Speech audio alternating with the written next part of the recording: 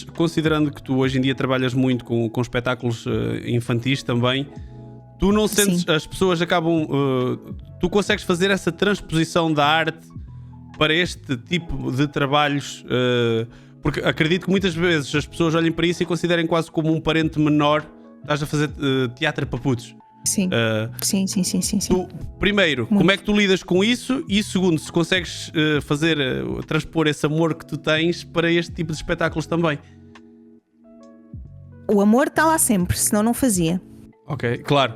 Depois de conhecer este bocadinho, já percebi que é um ponto essencial para tu aceitares entrar num projeto.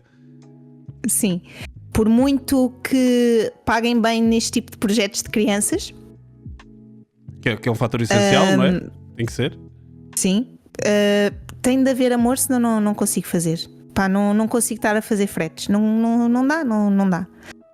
E sim, muita gente acha que é menor, principalmente espetáculos que eu faço também com mascotes. Certo. E eu fico assim, ok, o pessoal acha que é menor porque tu não estás a falar, não estás a interpretar. Acham eles? Porque tu, estando dentro de uma mascote, tu a única coisa que tens é uma voz gravada e estás dentro de uma mascote. E tu tens de dar a interpretação da mascote como se fosse a mascote a falar ali ao vivo. Se fosse um trabalho menor, tu não ias conseguir fazer isso. Sendo um ator zeco de 15ª categoria. Porque ok, há atores e atores. E tu vês logo a diferença entre um ator que está ali empenhado numa mascote e alguém que não está a ser capaz de passar. Porque ou vês uma mascote animada e que faz sentido com aquilo que está a dizer, ou vês só uma mascote assim, que parece que está morta. E uma coisa que eu faço para estes trabalhos de mascote é eu estudo a voz da personagem. Explica-me o que é estudar a voz. A voz fala muito. A voz fala, pessoas. Faz sentido. Isto também é para cortar. Olha, corta aí. A voz fala, ok? E a voz, quando fala, ela diz. Pá, estás-me a dar vibes do teu ídolo Gustavo. Estás a puxar, estás a incorporar o Gustavo cá em ti. E então, quando a mente todos os dias, o que eu quero dizer é que a entoação diz-nos uma coisa. A maneira como tu colocas a voz diz algo, a maneira como tu enuncias as palavras diz algo, e isso tudo está no corpo também. O corpo, lá está, o corpo fala para além da voz, e quando tu tens um certo pitch de voz, tu sabes como é que tu tens de usar o corpo. Se a voz está muito excited, tu não podes estar assim no teu corpo. Certo. E se a voz está triste, tu não podes estar assim. Portanto, há um estudo de voz que eu faço. Eu ouço e penso, ok, como é que estaria esta personagem que tem esta personalidade? Como é que ela estaria para estar a dizer isto desta forma? E depois há a entoação, a forma como as palavras são entregues. E isso também, depois o corpo vai fazer um movimento diferente consoante a palavra que está a ser dita e da forma como a palavra está a ser dita. Se a palavra está a ser dita de uma forma mais lenta, o movimento do corpo vai acompanhar, ou mais rápida, o movimento vai acompanhar. E então há todo um estudo de aquela voz tem de fazer todo o sentido com aquilo que tu estás a apresentar. Ao mesmo tempo que estás dentro de uma mascote, com o calor, e tens também de ter a valência de dançar. Porque também há coreografias e danças dentro de uma mascote e eu com asma. É muito bom. Foste buscar toda aquela escola de dança do ventre e de tango que existia em ti?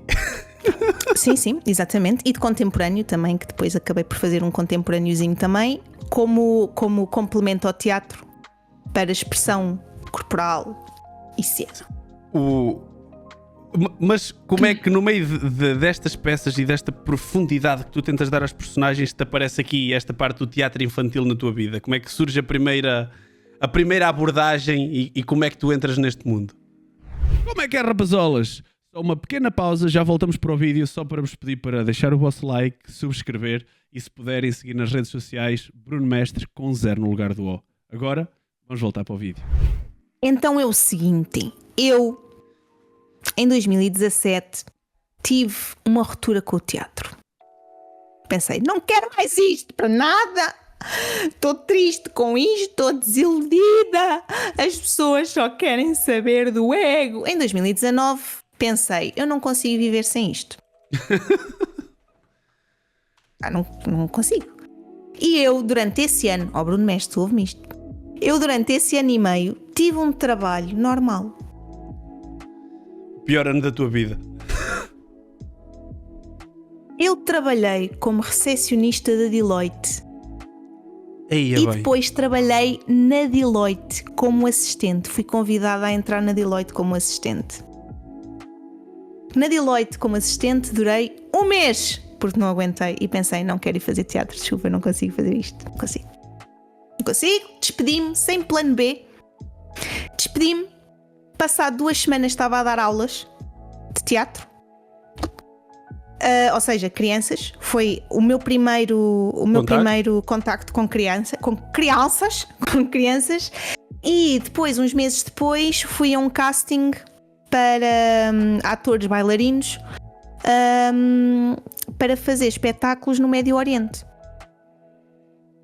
É um dos pontinhos que fui ao casting e passei. Que é um dos pontos que eu tenho aqui, que é tens essas digressões que tu acabas por ir para fora também, mas antes de irmos para lá, dança do vento, pois eu percebi agora que então foi a tua primeira experiência, foi logo assim, ou esse casting também era para fazer alguma coisa cá antes, era só para o Médio Oriente? Era só para o Médio Oriente em 2019. Tivemos a preparar o espetáculo inteiro, de raiz, fizemos o espetáculo, durante 3 semanas. Íamos ter viagem em outubro. 2019. 3 semanas não é curtinho? 3 semanas. Não. Para este caso não foi. 3 semanas. Ok, parece-me pouco tempo. Sim, eu já tive projetos em que estou 5 meses em ensaios. Ok. Mas são 5 meses, não são todos os dias. Aqui eram 3 semanas todos os dias sem folgas. Durante 9 horas. Sempre, duro. Sem folgas, 3 semanas ali. E com muito condicionamento físico, muita preparação física, muita coisa. Pronto. Lá está, a mascote exige o calor, a tua asma, desafio. E tu tens de estar forte, o teu corpo tem de estar forte para aguentar dança, calor numa mascote. Tem de estar. Pronto. A viagem ia para ser em outubro, depois foi adiada para janeiro, e quando eu digo janeiro já estou a entrar em 2020. Tínhamos então depois em abril já espetáculo marcado, com datas, e o que é que veio, Bruno Mestre? Covid. Um bichinho, pois. Covid. Mas não chegaste a fazer espetáculo nenhum nessa fase? Não. Então não foi aí que se deu o primeiro contacto? Não. Okay. Não foi aí que se deu o primeiro contacto. Mas em 2022 veio então o primeiro contacto nas Arábias, mas para outro espetáculo que era o SpongeBob. Bom. Sou fã. SpongeBob fiz em 2022 2 vezes, e depois em 2023 arrancámos com este espetáculo. E entretanto já fiz mais outro espetáculo que são os Smurfs, e sempre que este espetáculo é vendido eu sou chamada para ir. Como é que é lidar com crianças com público em vez do público adulto a que tu estavas habituado a apreciar as tuas peças tão profundas e tão... É que os miúdos são exatamente o outro lado. Se o senhor que está a chupar o reboçado te faz confusão porque o senhor não é para fazer barulho aqui, eu diria que isso é o menor dos teus problemas num espetáculo com miúdos. Os miúdos são... quanto mais barulho os putos estiverem a fazer, melhor. É sinal que está a funcionar. É sinal que eles estão a gostar. E ficam de pé, e dançam connosco, e riem, e gritam, e interagem connosco. E isso é sinal que está a ser um espetáculo ótimo. Porque se os putos estiverem mortos, então não estão a ser não estão a ser tocados por dentro por nós, não é? E pode a razão pode, a culpa pode não ser nossa. Nós ainda por cima sabemos como é que estão os putos agora, que é difícil conseguir chegar aos miúdos e pô-los interessados durante meia hora, 1h15, que é o show, interessados só naquilo que está a acontecer ali. Como é que tu fazes isto, não é? É difícil com os miúdos hoje em dia. E depois tu tens uma grande diferença cultural entre portugueses, ou ocidentais neste caso, e o público árabe. Lá não é mais um público internacional, é mesmo público árabe? É difícil encontrar pessoas árabes mesmo a viver, pessoas verdadeiramente árabes. Eu tenho ideia sempre lá, que é uma coisa mais global. É muito mesclado, sim. Mas aquilo normalmente é sempre pais com bastante dinheirinho que vão ver aqueles espetáculos. E normalmente os pais que têm muito dinheirinho têm os putos mais mal educados. Pois é isso que eu estava para dizer. Porque são pais que têm as amas é que tomam conta dos putos, eles não tomam conta dos putos, eles só estão lá para irem fazer compras enquanto os putos estão ali a ver qualquer coisa. E tu não podes tocar nos putos, os seguranças não podem tocar nos putos. Tipo, se um puto quer subir ao palco, tem de ir com todo o cuidado, porque tu não podes tocar numa criança. E é muito engraçado ver esta diferença, que é numa sociedade tão cheia de limites, tão limitativa em relação a tudo, limitadora, não limitativa, limitadora em relação a tudo. Quando tu és criança, tu não tens limites. Eu fico assim, ok, quando é que chega a idade em que tu não podes fazer nada? É que tu, enquanto criança, podes fazer tudo. Tu vês as crianças em cima dos balcões da comida dos McDonald's e não sei o quê, os putos todos em cima dos balcões, a quererem comida, a gritar. Tu estás-me a descrever uma cena de terror para mim. E é. É terror. É terror.